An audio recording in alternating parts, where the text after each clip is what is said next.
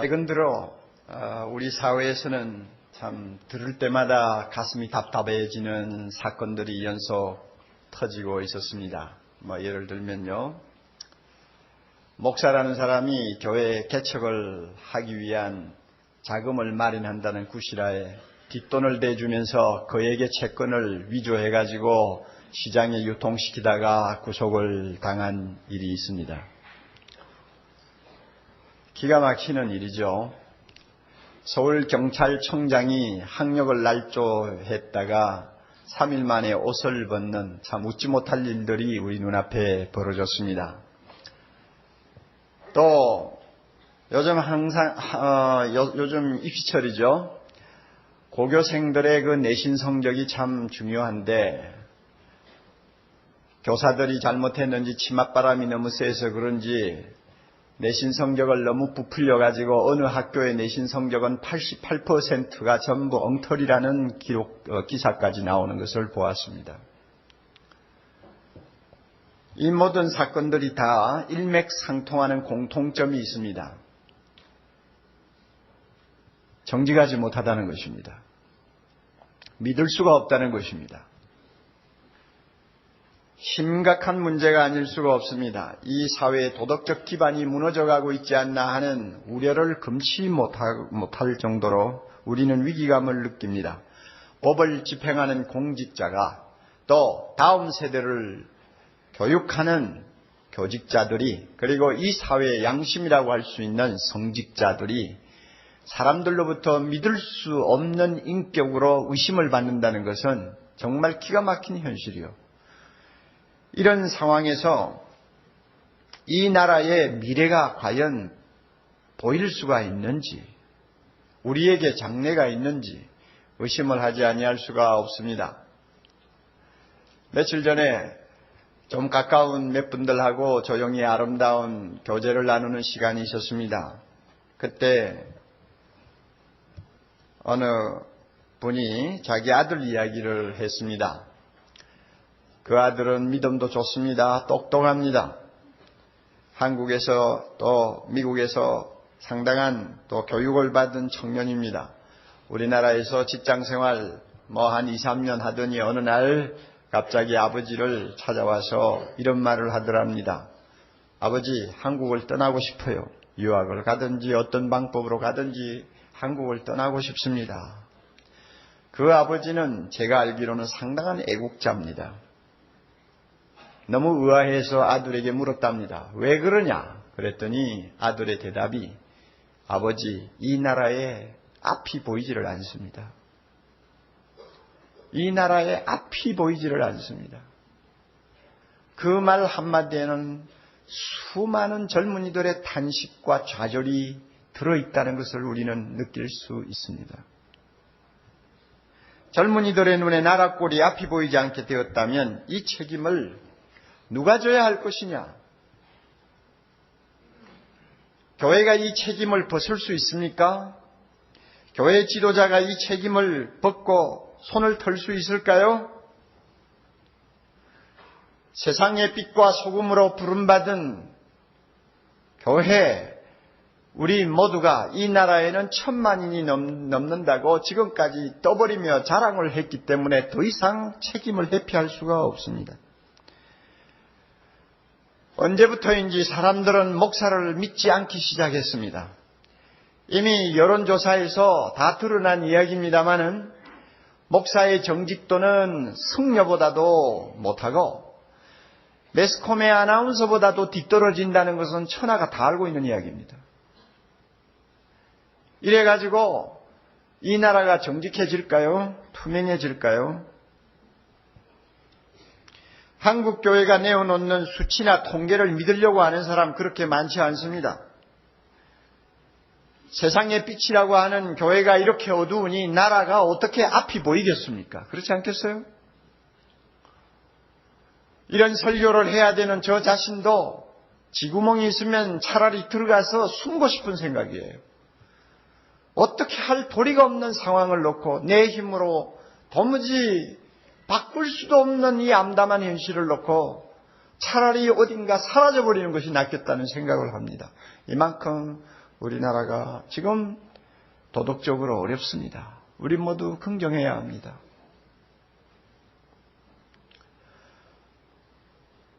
우리 한국교회의 초대 시절, 지금부터 70년, 80년 전, 아니 50년 전까지만 해도 예수 믿는 사람 하면 세상이 그래도 정직하다고 믿어주었습니다. 왕도둑놈 같은 양심 없는 사람이라도 예수 믿으면 정직한 사람이 된다고 천하가 다 인정했습니다. 그러나 오늘날은 상황이 달라요.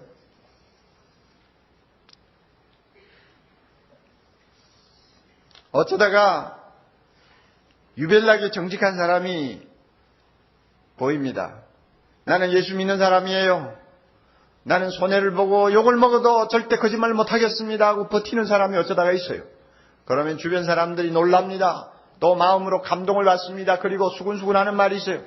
예수 믿는 사람 중에서도 저런 사람들이 있네. 스스로 놀라는 거예요. 이게 뭘 의미합니까? 뭘 의미합니까? 이 사회의 빛이라고 해야 될 교회가 정직하지 못하다는 데서는 안 믿는 사람과 다를 바가 없고 이 사회의 불신 모든 정치인들이나 기업가들보다도 교회의 지도자가 더 나은 점이 없다는 이야기입니다. 자, 이런 상황을 우리가 오늘 맞고 있습니다. 얼마나 기가 막히는지요. 얼마나 하나님 앞에 두려운지요. 부끄러운지요. 사랑하는 형제자매 여러분, 우리 모두가 정직한 사람으로 다시 태어나지 아니하면 하나님께서 한국 교회에서 얼굴을 돌리실지 모릅니다. 촛대를 옮기실지 모릅니다. 우리 모두가 세상 사람들에게 짓밟히는 맛이른 소금이 되어버리면 촛대만 덩그러니 화려하게 서 있지 불꽃이 꺼져버린 교회가 된다면 하나님이 손을 대지 않아도 한국 교회는 무너져 내릴 것입니다. 우리는 이와 같은 위기의식을 가져야 됩니다. 이런 의미에서 오늘 주님이 우리에게 주시는 말씀에 귀를 기울여야 합니다. 비록 듣기가 매우 어려운 말씀이에요. 설교하기가 매우 힘든 말씀이에요. 안 했으면 좋겠어요. 우리의 아픈 것을 찌르고 우리의 부끄러운 것을 노출시키는 말씀이기 때문에 부담스럽기는 하지만 이 말씀 듣고 순종하는 것이 사는 길입니다. 그러므로 귀를 기울여야 합니다. 그리고 우리가 정직한 사람으로 거듭나야 합니다. 하나님의 은혜로 우리 새로워져서 우리의 입술이 깨끗해져야 합니다. 그래야만이 이 사회가 앞이 보이는 사회가 될 수 있고 젊은이들이 희망을 가지고 뛸 수 있는 나라가 될 수 있습니다. 하나님은 거짓을 미워하십니다.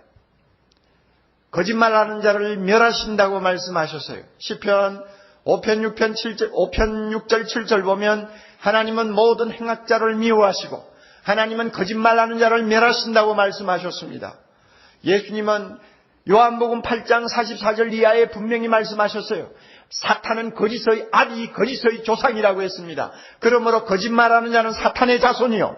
사탄은 처음부터 마지막까지 거짓말을 마치 자기 무기인 양, 자기의 전공인 양 사용한다고 말씀했습니다. 이런 의미에서 거짓말하는 자를 하나님이 사랑하실 수가 없어요. 미워할 수밖에 없어요. 그런데 하나님을 아버지라 부르는 우리가 거짓말을 예사로 해요? 그렇게 해서 하나님의 사랑받을 수 있을까요? 예수님 당시 유대나라는 거짓이 난무하고 있는 세상이었습니다. 성전에서 거룩하게 예배하고 제사 지내고 할 때는 굉장히 정직하고 거룩한 백성인처럼 보였지만 그들은 성전 밖으로 나오면 지능적으로 거짓말을 하고 상습적으로 거짓말을 하는 사람들이 많았습니다. 그들이 거짓말을 하기 위해 상투적으로 사용하는 것이 맹세라는 것이었습니다.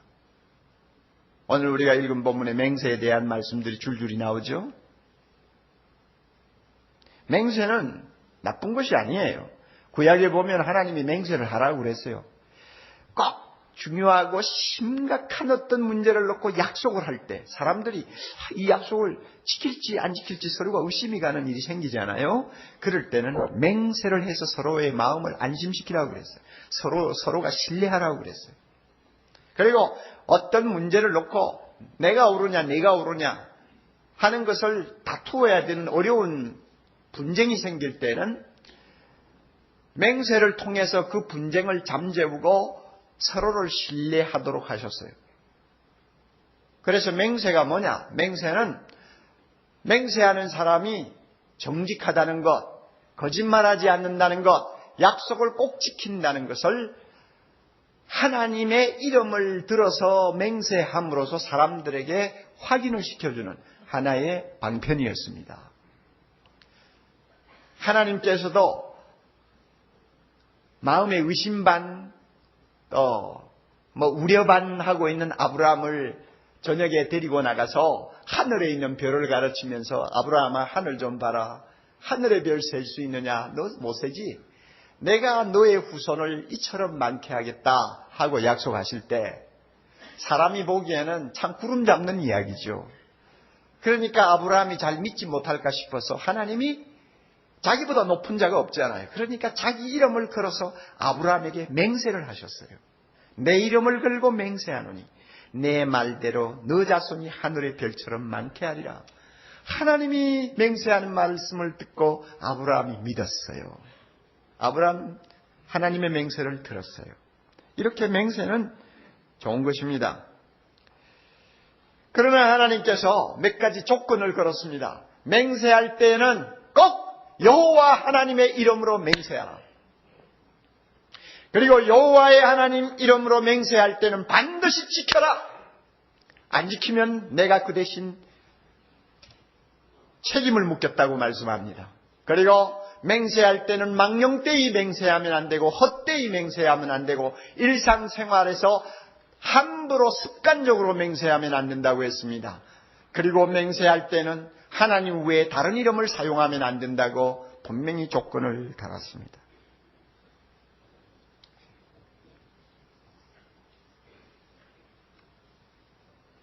그래서 유대나라 사람들은 중요한 일에 맹세를 했어요. 출애굽기 22장 10절 이하에 보면 하나님께서 하나의 사건을 가상으로 만드시고 이런 말씀을 하신 일이 있어요. 어떤 사람이 며칠간 집을 비우기 위해서 이웃 사람에게 자기 가축을 부탁했습니다. 옛날 사람들 어디 여행을 가려면 가축을 맡아줄 사람이 있어야 되잖아요. 그리고는 여행을 떠났는데 그분이 여행을 떠난 후에 그만 이상하게 그 가축 중에 양 몇 마리가 죽어버렸어요. 남의 양을 맡아 있던 그 이웃 사람이 얼마나 답답했겠어요. 자기도 모르는 사이에 양이 죽어버렸어. 자기가 죽인 것도 아니에요. 자, 주인이 돌아오면 내가 결백하다는 것을 어떻게 증명할 수 있을까? 참 답답하지 않겠어요? 이런 상황이 되면 잘못하면 이웃 간에 큰 분쟁이 생길 수 있고 좋았던 우정이 한순간에 깨질 수가 있죠. 하나님이 이런 사건을 가정하시고 이렇게 말씀하셨어요. 양을 맡아 있던 이웃이 정말로 그 양을 자기가 죽이지 않았다는 것이 확실하면 이렇게 해라. 주인 앞에서 여호와 하나님의 이름을 들어 내가 맹세합니다. 나는 절대로 양을 죽이지 않았습니다. 하고 맹세하라고 그랬어요. 그러면 그 맹세를 듣는 주인은 반드시 그 말을 그대로 믿으라고 했습니다. 하나님의 이름을 걸고 맹세하는 거 의심하면 안 된다는 거예요. 그리고 배상 청구를 하면 안 된다고 하나님께서 명령하셨어요. 이만큼 맹세라는 것은 좋게 이용할 때는 서로끼리 신뢰할 수 있고 서로끼리 약속을 지키게 하는데 순기능을 가지고 있었습니다. 그러나 예수님 당시 사람들은 이런 맹세를 이제 악용하기 시작한 것입니다. 맹세를 하면 사람들이 믿어준다는 사실을 이용해가지고 자기의 어떤 주장을 관철하기 위해서 아니면은 약간 거짓말이 섞여 있는 것을 사람들이 믿도록 하기 위해서 맹세를 함부로 하는 거예요. 그러나 맹세를 함부로 하는데 여호와의 이름을 걸고 맹세하는 것이 좀 겁이 나거든요. 여호와의 이름을 걸고 맹세하면 어떻게 해야 된다고요? 반드시 지켜야 된다. 안 지키면 하나님이 그 값을 찾는다고 하니까 그게 겁이 난 거예요. 그래서 할 수 있으면 여호와의 이름을 피하고 맹세하려니까 하나님보다 높지는 못하지만 하나님보다 조금 낮고 그러나 상당히 커 보이는 것을 전부 끌어대가 맹세하기 시작한 거예요. 오늘 예수님이 말씀하셨죠. 어떤 사람은 내가 하늘을 걸고 맹세하노니 또 어떤 사람은 내가 땅을 걸고 맹세하노니, 또 어떤 사람은 예루살렘을 걸고 내가 맹세한다. 나는 반드시 약속 지킨다. 이렇게 하는 사람도 있고, 이제 나중에는 한 수 더 떠가지고 나는 내 머리를 걸고 맹세한다. 그래서 예수님이 뭐라고 그랬어요? 하늘로도 말고 땅으로도 말고 머리로도 말고 다 그렇게 하면 안 된다고 말씀을 하셨어요. 왜냐하면 이것은 거짓말이 다분히 섞인 맹세이기 때문에 그렇습니다. 참 불행하게도 예수님 당시의 사람들은 어떻게 하든지 자기가 정직한 것처럼 보이도록 하기 위해서는 이것저것 아무 것이나 끌어다가 맹세를 하는 버릇들이 많았습니다. 참 이거 불행한 일이요. 그러니 얼마나 그 사회가 믿을 수 없는 사회요, 타락한 사회였다는 것을 우리가 짐작할 수 있습니다. 요즘도 이렇게 21세기 최고의 문명을 자랑하는 시대입니다마는 자기를 좀 정직한 사람으로 보이려고 맹세 비슷한 것을 하고 다니는 사람들이 가끔 있어요. 뭔가 거래를 하다가요, 필요 없는 말 아니요. 저는 교회를 다니는 사람입니다. 그거 왜 말합니까? 이유가 있죠. 그렇죠? 이유가 있어요. 그리고 어떤 분은 한 수 더 떠가 저는 사랑의 교회 집사입니다. 이런. 또 옷 로비 사건이 한참 세상을 떠들썩할 때 보니까 성경에 손을 얹고 내가 맹세한다. 이런 소리를 하는 사람도 있더라고요. 그게 뭐냐면 현대판 맹세입니다. 자기가 거짓말 안 한다는 것, 자기는 믿을 수 있는 사람이라는 것을 상대방에게 어떻게 하든지 좀 과장해서 보이려고 하는 그 속마음이 그 속에 있어요. 지금도 생각하면 얼굴이 화끈하는데요. 20년 전쯤 됩니다. 그 당시에는 고속도로가 활짝 열려 있었지 않습니까? 제가 타고 다니는 작은 차라도 고속도로에 올라가면 걸리는 게 없고 차가 별로 없으니까 부산까지 왔다 갔다 하는 거 별 문제가 없었어요. 한 번은 부산에서 차를 몰고 올라옵니다. 추풍령을 지나서 터널을 이제 통과하고는 내리막길이에요. 내리막길인데 앞에 차 몇 대 갑니다만은 신경 쓸 거 없고요. 신나지 않아요? 차가 막 속도를 냅니다. 게다가 페달 좀 밟으면은 싹 갑니다. 그때 또 스트레스 풀지 않아요? 그런데 코너를 싹 돌아서는데 순경이 쫙 하고 나옵니다. 함정 수사를 한 거예요. 요즘 순경들은 전부 수입이 없으니까 그런지 모르지만 전부 다 신촌래기 빼빼단 조그마한 애들이 다 교통정리하지만 그 당시는요, 교통정리하는 순경들은 뚱뚱하고 다 대단했습니다. 아마 괜찮았던가 봐요. 나 차를 딱 세워요. 도망도 못 가요. 그때는 차도 몇 대 안 다니기 때문에 도망가다가는 큰일 나요. 차를 댔더니 다가와서는 면허증 좀 봅시다. 과속을 하셨습니다. 과속한 건 사실이죠. 그런데 화가 나더라고요. 왜 내 앞에 가는 차는 하나도 안 잡고 말이죠. 뒤따라오는 똥차를 잡느냐 그 말이에요. 똥차는 돈도 없다는 거 뻔히 알면서 왜 똥차를 잡느냐. 그것도 화가 나고 왜 숨어 있다가 튀어나오느냐. 화가 나니까 이거 나도 좀 이거 돈 내는 거 이제 벌금 무는 거 좀 아깝다 하는 생각이 갑자기 들었어요. 그러니까 나도 모르게 무슨 말이 나왔는지 알아요? 사실 저는요 교회 목사인데요.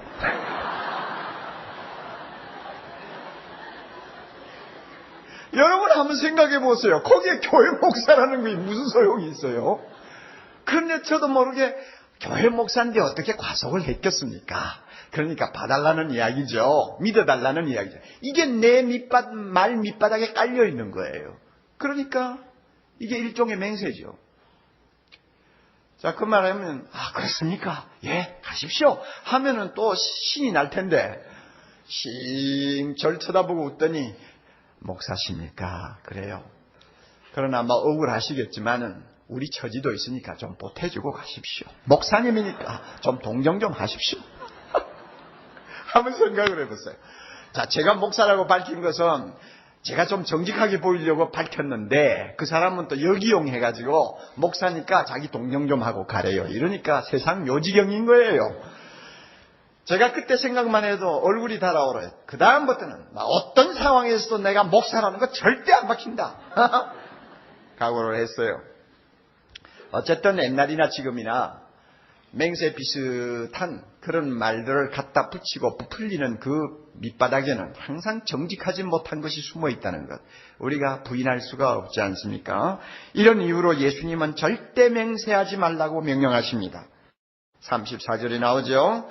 나는 너희에게 이르노니 도무지 맹세하지 말지니라. 이런 헛된 맹세, 거짓말 맹세 절대로 하지 말라. 하나님의 이름을 빌려서도 안 되고 하늘의 이름을 이용해서도 안 되고, 하늘은 하나님의 보좌요, 땅은 하나님의 발등상인데 어디에 함부로 이름을 갖다 끌어대가지고 맹세하느냐. 어떤 이름을 갖다 맹세를 해도 그 이름은 하나님을 잊어버리고 사용할 수는 없다. 하늘이고 땅이고 머리고 모든 것이 다 하나님께 속했는데 하나님의 이름을 욕되게 하는 것이니까 어떤 이름으로도 맹세하지 말지니라. 주님께서 이렇게 명령을 하십니다. 그러므로 하나님의 자녀는 말을 할 때 예면 예고, 아니면 아니라고 말해라. 거기에서 보태고 빼는 것은 벌써 그 근본이 잘못됐다. 악에서 쫓아나느니라. 37절. 악에서 쫓아나느니라. 다시 말하면 그 동기가 순수하지 못하다는 것입니다. 뭔가 구린내가 나는 말이라는 말입니다. 그러므로 예면 예고 아니면 아니라고 하는 투명한 말을 하면서 살아야 된다고 주님이 말씀하십니다. 사랑하는 형제자매 여러분, 오늘 우리가 이 예수님의 교훈을 가지고 무엇을 배워야 합니까? 어떤 계시의 음성을 우리가 들어야 합니까? 하나님의 자녀는 정직해야 된다 하는 하나님의 음성입니다. 맹세가 필요 없는 투명한 인격을 갖추어야 된다 하는 것이 오늘의 메시지의 키입니다. 맹세를 하지 않아도 사람들이 우리를 믿어줄 정도의 삶을 살아야 된다는 것이고 말을 해야 된다는 것입니다. 사랑하는 형제자매 여러분, 정직하십니까? 옥 목사를 보고도 저는 질문합니다. 너는 정직하냐? 우리 모두가 각자를 놓고 얼마나 정직하냐 물어야 합니다. 사람들에게 요즘 많이 읽히고 있는 맥스 루카도가 참 재치 있는 말을 했기에 제가 그대로 인용합니다. 한번 들어보세요. 우리 자신에게 대한 아주 무언가를 일깨워주는 말일 수도 있습니다. 우리는 상사의 호감을 사기를 원합니다. 그래서 아첨을 합니다. 우리는 그것을 윤활유라고 부르지요. 그러나 하나님은 거짓말이라고 하십니다. 우리는 사람들의 칭찬을 얻기를 원합니다. 그래서 과장을 합니다. 우리는 그것을 극적 효과라고 부릅니다. 그러나 하나님은 거짓말이라고 하십니다. 우리는 사람들의 존경을 받기 원합니다. 그래서 갚을 수 없는 빚을 지고 분에 넘치는 집에서 삽니다. 우리는 그것을 성공이라고 합니다. 그러나 하나님은 거짓된 삶이라고 말씀합니다. 우리가 좀 더 솔직해집시다. 세상이 거짓되면 거짓될수록 정직하게 살기라는 것은 정말 어렵습니다. 나 혼자 정직하려다가 자주 쏘가버립니다. 나중에는 손해를 봅니다. 그러다가 보면 정직할 수 없다는 생각을 합니다. 그래서 자기도 은근히 적당하게 세상 사람처럼 말하고 세상 사람처럼 행동하게 됩니다. 그러면 내가 그렇게 말하고 행동하니까 모든 사람을 같은 칼라로 봅니다. 다 그렇게 말하고 그렇게 행동하는 사람으로 받아들이게 됩니다. 결국 나도 모르게 내 안에 하나의 고정관념이 생기는데 무엇입니까? 안 믿는 것이 상책이다. 이런 고정관념이 내 마음에 꽉 자리를 잡아요. 그리고 어쩔 수 없어서 꼭 믿어줘야 할 상황이 되면 속는 셈치고 믿어주자 하는 선심성 신뢰로 땜질을 해버립니다. 그러니까 다 의심하고 의심받는 거예요. 여러분, 이와 같은 세상에서 예수님의 말씀대로 예면 예고 아니면 아니라고 하는 정직성 투명한 인격을 가지고 과연 살아남을 수 있을까? 우리 모두가 한번 생각을 안 할 수가 없어요. 정말 정직해가지고 세상 살아남을 수 있을까? 이미 잘 알려진 대로 서울대학의 박모 교수가 3만 명을 대상으로 해서 표본 조사를 한 거 우리가 알고 있잖아요. 기억하실 거예요. 거기에서 73% 이상 되는 사람들이 대답하기를 한국에서는 정직해가지고는 살 수가 없다. 이렇게 대답했어요. 그렇게 대답한 사람 가운데 10대, 20대가 다수를 이룬다고 하니 기가 막힌 이야기가 아니에요. 이렇게 투명하지 못한 세상에서 나 혼자 정직하다고 살 수 있을까요? 다니엘 웹스터라고 하는 사람 말은 일리가 있어요. 이 세상에서 진실만큼 강한 것이 없다. 그러나 한편 진실만큼 이상한 것도 없다. 이상해요. 이러다 보니까 셰익스피어의 희곡 오셀로에서 주문처럼 흘러나오는 말이 있어요. 오 기괴한 세상 조심하라. 오 기괴한 괴팍한 참 이상한 세상 조심하라. 그 말이에요. 이 세상 사람들이요 정말 조심할지어다. 솔직하고 정직하다는 것은 안전한 것이 못 되느니라. 솔직하고 정직하다는 것은 안전한 것이 못 되느니라. 그러므로 안전하게 살고 싶으면 적당히 거짓말해야 된다 하는 이야기입니다. 오히려 이런 말이 예수님의 교훈보다도 더 우리 마음에 와 닿는 이유가 있어요. 너무나 세상이 거짓되기 때문에 그렇습니다. 그러므로 이렇게 거짓이 판을 치고 과장과 침과 술수 온갖 헛된 말들이 난무하는 이 세상에서 예수님의 말씀 따라 예면 예요 아니면 아니라고 하는 정직성을 우리가 유지하고 나가려면 고난을 받아야 합니다. 안전한 데가 없어요. 손해를 보아야 합니다. 어떤 때는 오해를 받고 어떤 때는 왕따를 당해야 합니다. 그렇지 않고는 절대 정직하지 못합니다. 일랜드 그룹의 사훈이 뭔지 아세요? 초창기부터 지금까지 고집스럽게 붙들고 있는 사훈이 뭔지 알아요? 일랜드에. 절대 정직입니다. 차라리 절대가 없으면 좋겠는데. 정직에다가 절대까지 붙여놨으니 이거는 요지부동이요. 자, 그것 때문에 그동안 회사가 당한 고충을 여러분이 다 모릅니다. 심지어 그 회사에 다니는 믿음 좋은 젊은이들까지도 나중에는 비판하는 것 들었어요. 세상에 이렇게 악한 세상, 거짓말 안 하면 도무지 거짓말로 둘러대지 아니하면 통하지 않는 이 세상에서 절대 정직 가지고 어떻게 기업합니까? 너무 이상론입니다. 나는 도무지 배겨낼 재간이 없습니다 하고 떠나는 사람 한두 명 봤어요. 이 절대 정직을 고수하려다가 그동안 손해를 본 것이 얼마나 많습니까? 세무사찰을 당한 일이 한두 번입니까? 정직하려고 하는데 그걸 의심받는 세상이니 기가 막히는 일 아니요. 고난을 당하는 것입니다. 사랑하는 형제자매 여러분, 그럼에도 불구하고 예수님은 우리를 향해서 정직하라고 합니다. 정직해야 된다고 합니다. 왜 그런지 아세요? 몇 가지 이유가 있습니다. 첫째는 우리는 예수님을 따르는 제자이기 때문에 그렇습니다. 예수님은 세상에 계실 때 거짓말 하시지 않았어요.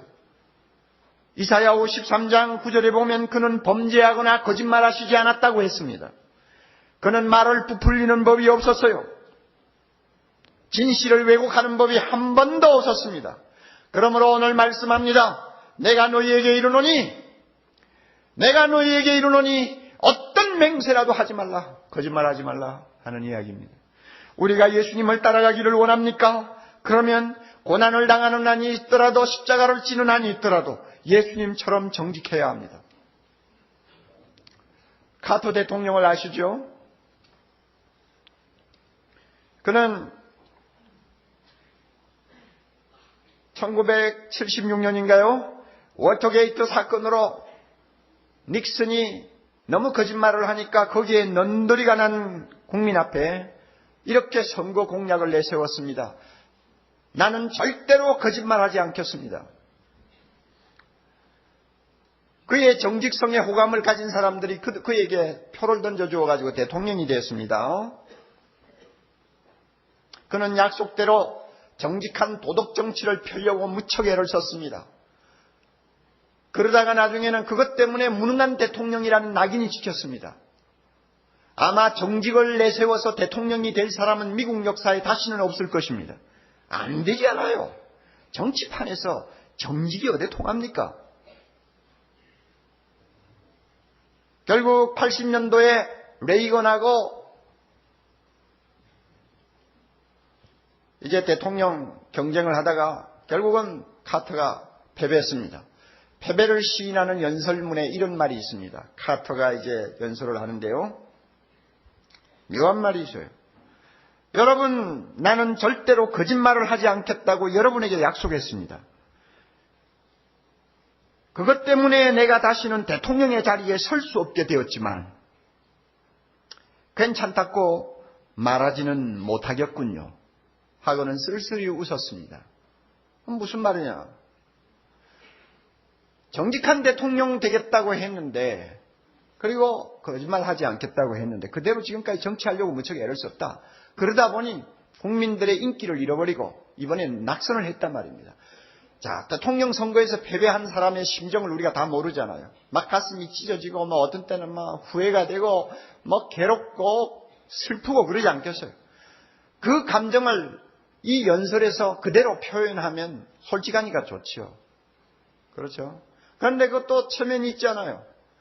자기 감정을 다 말할 수가 없어요. 그래서 나는 괜찮습니다. 이제 새로운 대통령을 적극적으로 협조할 것입니다. 그런 말을 했어야 되는데 그거 하면 또 거짓말이 되잖아요. 그러니까 하는 말이 괜찮다고 말하기는 어렵겠군요.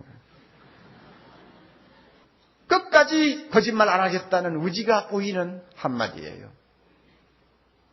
그는 대통령을 두고 나온 후에 미국 사람들뿐 아니라 전 세계적으로 가장 존경받는 전임 대통령으로 헤비타트 운동, 집 없는 사람 집 지어주는 일을 위해서 세계를 누비고 다니지 않아요. 대통령이 되지 못하든지 무능한 대통령이라는 욕을 먹든지 간에 예수의 제자가 되기를 원하는 사람은 정직해야 됩니다. 카트는 그렇게 살았어요. 우리도 그래야 합니다. 둘째는 하나님이 정직한 자를 축복하시기 때문입니다. 여러분, 이 가운데서 내가 진실을 말해야 할까, 진실을 말하지 말아야 할까를 놓고 고민하는 딜레마에 빠진 형제자매 있으면 이 시간 꼭 이 질문하십시오. 거짓말하는 나를 하나님이 축복하실까? 거짓말을 미워하시는 하나님이 거짓말을 깔고 있는 나의 교회에게 축복하실까? 거짓말하는 자를 좋아하지 아니하시는 하나님이 거짓말로 남을 조종하는 내 직업을 하나님이 축복하실까? 여러분 꼭 질문하세요. 우리는 가까이 보면 안 됩니다. 멀리 보아야 합니다. 가까이 보면은 몇 마디 거짓말하는 것이 돈을 모으는 수단일 수도 있고 몇 마디 거짓말하면 성공도 할 수 있고 남보다도 앞지를 수도 있겠죠. 그러나 멀리 보세요. 거짓말을 축복하지 아니하시는 하나님 반드시 보여주십니다. 오늘의 성공이 내일의 실패가 되게 하시고 오늘의 안전이 내일의 벼랑 끝이 되게 하시는 사례들을 우리는 많이 봅니다. 왜? 거짓을 하나님이 축복하지 않기 때문입니다. 거짓말로 부정한 방법으로 재산을 모았다가 그 재산이 자녀 손들을 영원히 일어서지 못하게 폐인으로 만드는 집안을 한두 건 봅니까? 하나님은 거짓말하는 자 축복하지 않습니다. 그러므로 우리는 진실을 말해야 합니다. 고난을 받아도 진실을 말해야 합니다. 셋째는 우리가 진실해야 세상을 구원하고 변화시킬 수 있기 때문입니다. 여러분 한번 생각해 보세요. 우리는 그리스도의 복음, 생명의 진리를 전하기 위해 세상으로 보냄받은 증인들입니다. 복음을 전하고 진리를 전해야 될 우리가 투명하지 못하다, 정직을 의심받는다. 만약에 그렇게 되었을 때에 우리의 전하는 말을 누가 듣겠습니까? 누가 우리를 통해 구원을 받겠습니까? 누가 우리를 통해 예수님의 영광을 볼 수 있겠습니까? 우리가 투명하지 못한데 어떻게 세상 사람이 주의 영광을 볼 수 있습니까? 우리가 이 세상을 구원하려고 하는 하나님의 뜻을 마음에 두고 그 뜻을 이루어 드리기 위하여 한평생을 사는 사람이라면 예배 드릴 때마다 하늘에 계신 우리 아버지여 이름이 거룩히 여김을 받으시오며 나라의 임하옵시며 뜻이 하늘에서 이룬 것 같이 땅에서도 이루어지이다. 아버지여 나라와 권세와 영광이 아버지께 영원히 돌아가기를 원합니다. 이것이 우리의 비전이요 이것이 우리의 뜨거운 가슴이요 우리의 소원이라고 한다면 이 소원을 이루어 드려야 될 우리가 투쟁하지 못하다 정직하지 못하다 하면 이 세상이 어떻게 구원받을 수 있어요? 그러므로 우리는 고난을 당해도 정직해야 합니다. 왕따를 당해도 정직해야 합니다. 십자가를 져도 정직해야 합니다. 가난해져도 정직해져야 합니다. 출세를 못해도 정직해야 합니다. 하나님이 그럴 때 우리를 축복하심을 믿으시기를 바랍니다. 어느 분의 말입니다. 그분이 이렇게 말했어요. 당신은 진실을 말하십니까? 항상 그렇게 하십니까? 만일 그렇게 하지 못한다면 오늘부터 시작하십시오. 내일까지 기다리지 마십시오. 오늘의 물결이 내일의 파도를 이루고 명년의 홍수를 이룹니다. 오늘부터 시작하십시오. 예수님처럼 되십시오. 예수님처럼 진실을 말하고 오직 진실만을 말하십시오. 우리가 모두 이 말을 마음에 담아야 합니다. 새 사람을 입은 하나님의 자녀를 향하여 바울은 에베소 4장 25절에서 이렇게 교훈합니다. 그런즉 거짓을 버리고 각각 이웃으로 더불어 참말을 하라. 우리는 진실해야 합니다. 정직해야 합니다.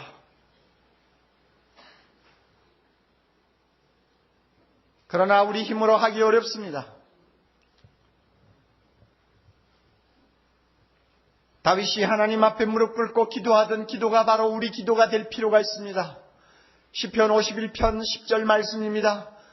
따라하세요. 하나님이여 내 속에 정한 마음을 창조하시고 내 안에 정직한 영을 새롭게 하소서. 다시 한번 하나님이여 내 속에 정한 마음을 창조하시고 내 안에 정직한 영을 새롭게 하소서. 은혜를 받아야 합니다. 성령의 감동을 입어야 합니다. 성령의 깨끗하심을 가지고 내 마음을 씻어내야 합니다. 주님의 보혈로 우리의 심령을 새롭게 해야 합니다. 사랑하는 형제 자매 여러분, 이 더럽고 냄새나고 거짓된 이 세상 우리가 이대로 두고 삽니까? 이 더러운 세상을 우리 후손에게 남겨두어야 합니까? 우리 한국교회가 1000만의 성도를 가졌습니다. 국민의 4분의 1을 우리는 확보하고 있는 가장 큰 공동체요 조직입니다. 우리 예수 믿는 사람만이라도 생명 걸고 정직하기를 각오한다면, 그래서 청와대에 있는 사람은 청와대에 있는 대로 생명 걸고 정직하기를 원하고, 장관은 장관대로 예수 믿는 사람이 정직하기를 원하고, 국회의원은 국회의원대로 90명 이상 되는 그리스도인들이 정직만을 말하기를 원하고, 많은 기업인들이 예수 믿는 사람이기에 기업이 많은 한이 있더라도 정직하기를 각오한다면 이 나라 달라질 수 있습니다. 이 나라 새로워질 수 있습니다. 우리 후손에게 정직하고 깨끗한 나라 물려줄 수 있습니다. 이 땅에 하나님의 영광이 임하는 것을 우리 모두가 볼 수 있는 날이 올 것입니다. 우리 모두 정직합시다. 다 같이 기도하십니다. 멀리서도 우리의 마음을 통촉하시고 우리의 생각을 읽으시는 하나님 아버지, 언제나 거룩하시고 언제나 진실하시고 언제나 성실하신 하나님 앞에 오늘 이 말씀 들으면서 우리 모두 회개합니다. 하나님, 우리는 남편에게 거짓말 많이 했습니다. 우리는 아내에게 거짓말 많이 했습니다. 우리는 심지어 자녀들에게도 거짓말을 함부로 할 때가 많았습니다. 믿는 사람들끼리 눈을 뜨고 거짓말을 예사로 한 일도 있습니다. 오 하나님, 예수를 믿고 주님의 제자가 되었다고 하는 우리의 삶 돌이켜보면 옛날 맹세를 함부로 남발하면서 남을 속이던 유대인들과 다를 바가 없다는 것을 우리 모두가 주님 앞에 고백하지 아니할 수가 없습니다. 그 결과 이 사회가 믿을 것이 하나도 없는 사회가 되어버렸고 앞이 보이지 않는 사회가 되어버렸습니다. 주님, 이 모든 죄를 이 시간 회개합니다. 목사인 부족한 종의 모든 거짓말을 주님 앞에 회개합니다. 용서하여 주옵소서. 다윗이 고백한 것처럼 주여 우리 속에 정한 마음을 창조하시고 우리 안에 정직한 영을 새롭게 해주시옵소서. 성령의 거듭나게 하심을 통해서 우리 심령의 거짓을 씻어내어버리고 예수님처럼 정직하여 하나님이 주시는 축복을 받을 뿐 아니라 우리를 통하여 이 나라가 정화되고 치유되고 새로워지는 놀라운 은혜를 우리가 누릴 수 있게 주시옵소서. 하나님 은혜 주시옵소서. 성령이여 이 시간 힘있게 임하셔서 완악한 마음을 주여 열어주시기를 바라오며 거짓으로 상습적으로 거짓말하는 심령마다 하나님 앞에 두려워 떠는 마음 주시기를 바라오며 오 하나님, 우리 모두가 정직해질 때, 투명해질 때 이 사회에 하나님이 주실 놀라운 은혜를 우리가 대망하면서 하루하루를 힘들지만은 정직한 사람으로 살게 해 주옵소서. 예수님 이름으로 기도하옵나이다. 아멘.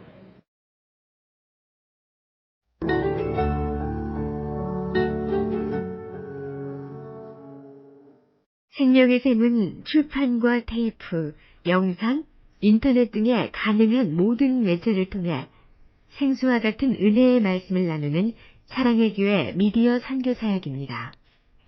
이 테이프를 들으시고 하나님의 말씀에 대해 더 깊이 알기를 원하시는 분은 생명의 샘으로 연락해 주시기 바랍니다. 여러분을 성심껏 도와드리겠습니다. 감사합니다.